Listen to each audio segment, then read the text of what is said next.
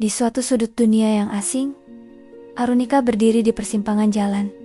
Bukan hanya jalanan kota, tapi juga jalan hidupnya. Di tangannya, tergenggam tiket menuju babak baru sebuah beasiswa yang membawanya ribuan mil dari rumah. Udara dingin yang menyambutnya terasa kontras dengan kehangatan mimpi yang ia bawa. Ia tahu, di negeri ini, ia harus memilih.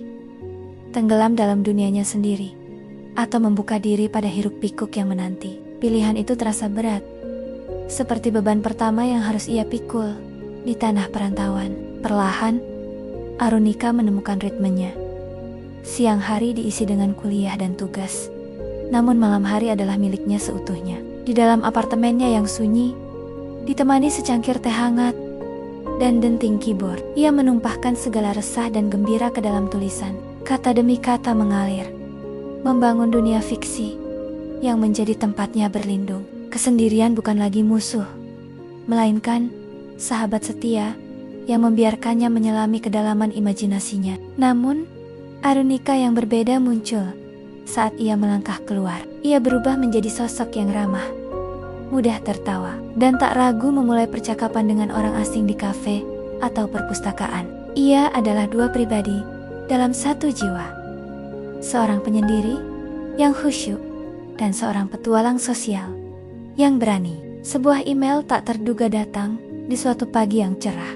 Tawaran untuk menjadi mentor di sebuah workshop penulisan kreatif untuk mahasiswa internasional. Arunika terdiam, menatap layar laptopnya dengan perasaan campur aduk.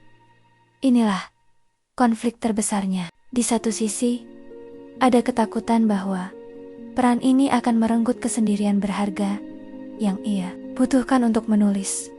Di sisi lain, ada keinginan kuat untuk berbagi semangat dan kebahagiaan yang ia temukan dalam kata-kata.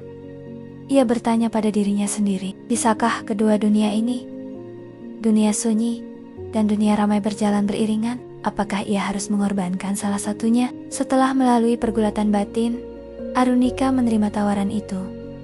Hari pertama workshop tiba. Dengan jantung berdebar, ia berdiri di depan ruangan yang penuh dengan wajah-wajah penuh harap. Ia mulai berbicara, bukan sebagai dosen yang kaku, tapi sebagai seorang teman seperjalanan. Ia berbagi tentang malam-malam sunyinya, tentang bagaimana tulisan menjadi pelarian sekaligus rumah. Lalu, ia mengajak mereka untuk berinteraksi, bertukar cerita, dan menemukan suara mereka sendiri. Di momen itu, Arunika menyadari sesuatu. Ia tidak perlu memilih.